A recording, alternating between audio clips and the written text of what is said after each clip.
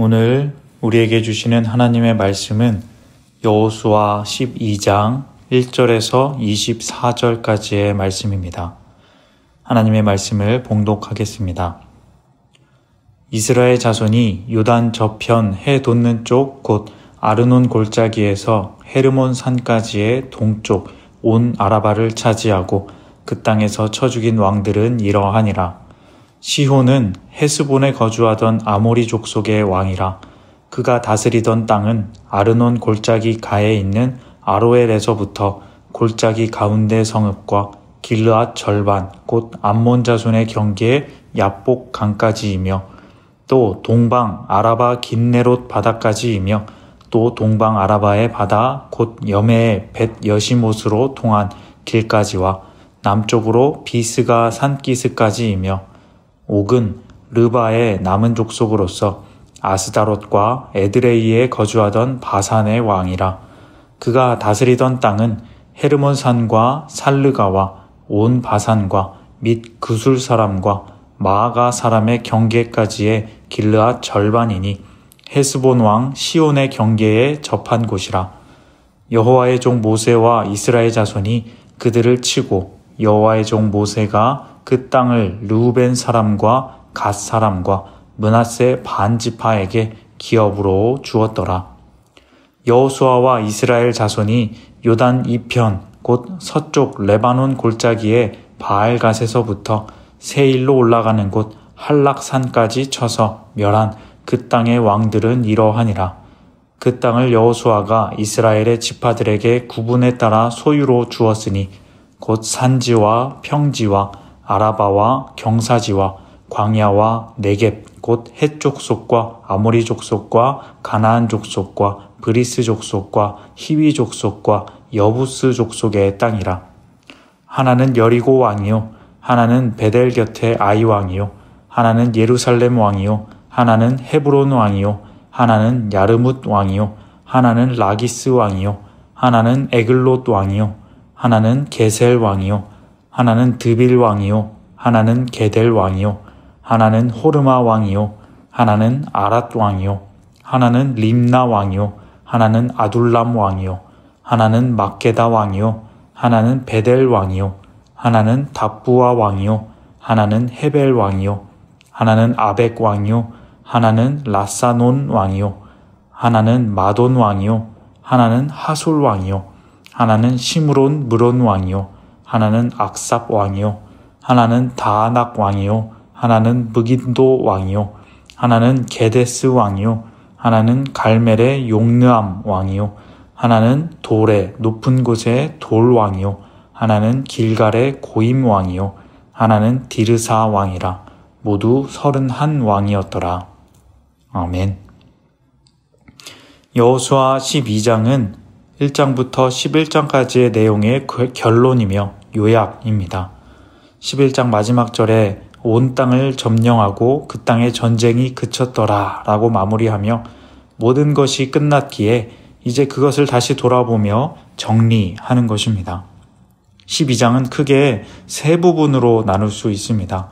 1절부터 6절까지는 요단 동편에서의 정복과 그 왕을 보고하고 있고 7절부터 8절까지는 요단 서편의 정복을 나타냅니다. 그리고 9절부터 24절까지는 그 서편에서 정복한 모든 왕의 이름을 나열하고 있습니다. 이것이 어떤 식으로 진행되었다라는 내용을 서술하기보다는 어떤 땅을 얻었고 그 왕은 누구였는지 지명과 이름을 정리하여 나타낸 것입니다.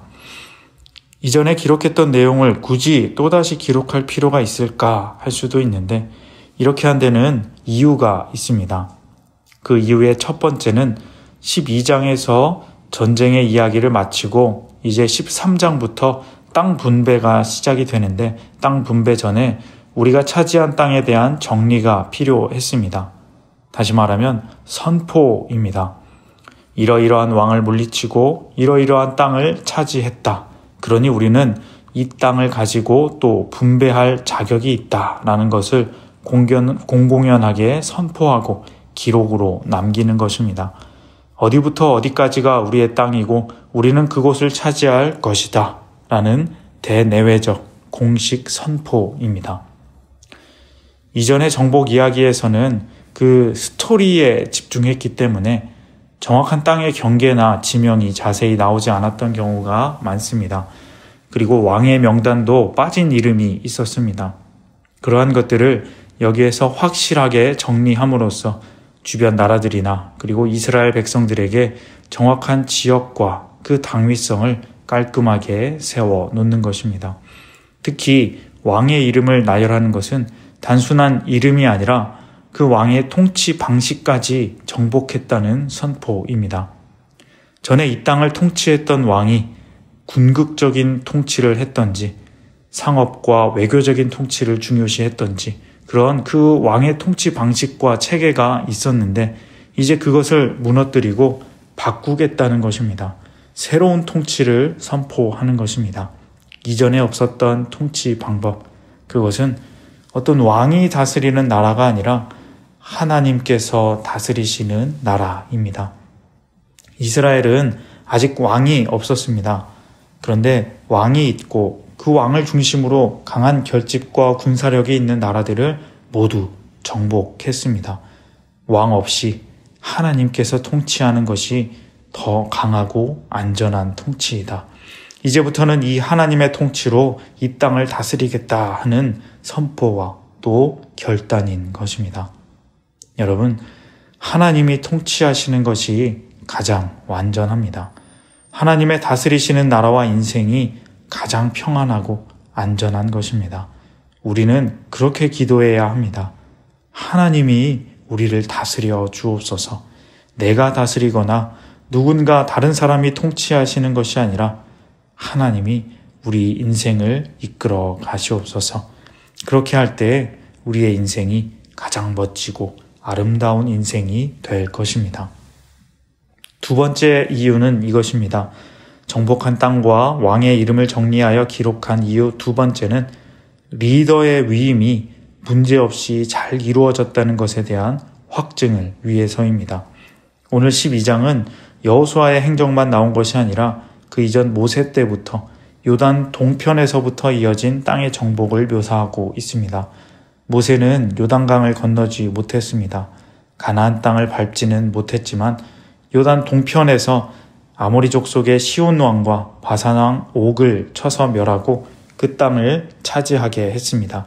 이것도 다 하나님의 이끄심이 있었기에 가능했었습니다. 그 모세가 요단 동편에서 죽고 이제 새로운 리더 여호수아가 요단강을 건너서 요단 서편에 진짜 가나안 땅을 정벌하게 된 것입니다. 모세는 정말 두말할 것 없이 하나님의 종, 하나님과 대면한 사람으로 모든 사람이 인정한 리더였습니다. 하지만 여호수아는 그 다음으로 인정을 받기는 했지만 모세만큼은 아니었습니다. 이 사람이 정말 그 뜻을 이어받아 이스라엘을 잘 이끌 수 있을까 의문이 있었을 수 있습니다.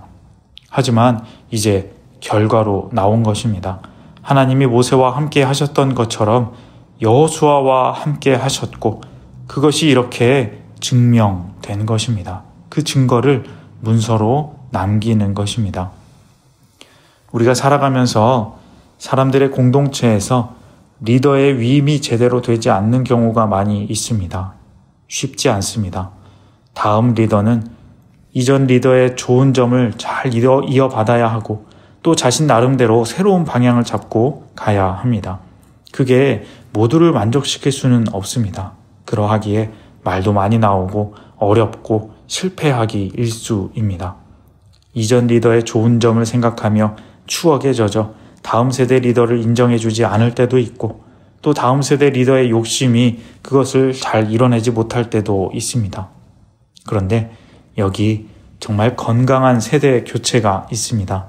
모세든 여호수아든 모두 자신의 방법이 아닌 하나님을 의지했을 때 그 리더의 위임은 정말 아무 문제 없이 지속될 수 있다는 것입니다. 이전 리더든 또 후의 리더든 하나님의 방향을 잘 알고 또 기도하며 겸손히 의지하며 나아갈 때 우리는 정말 건강한 그리고 지속 가능한 공동체를 만들어갈 수 있다는 것입니다. 우리의 공동체에서 어떤 세대나 리더의 이동에서 오직 하나님을 의지하는 리더가 세워지기를, 또한 내가 그런 리더가 되려고 노력하는 우리가 되길 소망합니다. 세 번째 이유는 이것입니다. 땅을 나누고 왕의 이름들을 다시 한번 나열한 이유, 마지막 세 번째는 업적을 남기기 위해서입니다. 이러한 기록은 사실 그때 당시 강한 나라들에서 보여지는 일반적인 기록이었습니다. 고대 근동에서 이렇게 어떤 민족이 다른 나라와의 전쟁에서 승리하고 그 땅을 정복하게 되면 이런 식으로 기록을 남기는 것을 많이 볼 수 있었다고 합니다. 그 목적은 왕의 업적을 기리기 위해서였습니다. 왕이 있는 나라는 그 왕의 권위를 세워야 더욱 왕권이 강화되고 통치가 수월해질 수 있었습니다. 백성들이 그 권위에 순종해야 했기 때문이죠. 그렇기에 이러한 전쟁의 치적을 기록으로 남기고 백성들에게 선포할 필요가 있었습니다. 이렇게 다른 나라와의 전쟁에서 승리하는 강한 왕의 통치를 받고 있고 우리는 그 왕에게 순종해야 한다라는 그런 이미지를 만들기 위해 기록하는 것입니다. 그렇기에 사실 이러한 기록들은 조금 과장되기 마련입니다. 숫자도 조금 늘리고 조금의 거짓말도 보태서 왕을 신적으로 추앙하고 왕의 업적을 높이는 것입니다. 그래서 이러한 기록들은 왕 중심으로 1인칭의 서사로 기록이 됩니다. 하지만 그 목적은 비슷하지만 오늘 12장의 기록은 조금 다릅니다. 왕이나 리더의 업적, 즉 이스라엘로 말하면 모세나 여호수아의 공적을 드높여야 되는데 오늘 말씀을 보면 1인칭이 아니고 3인칭 형식입니다. 1절 초반에 이스라엘 자손이라고 시작합니다. 모세가 아니라 이스라엘 자손.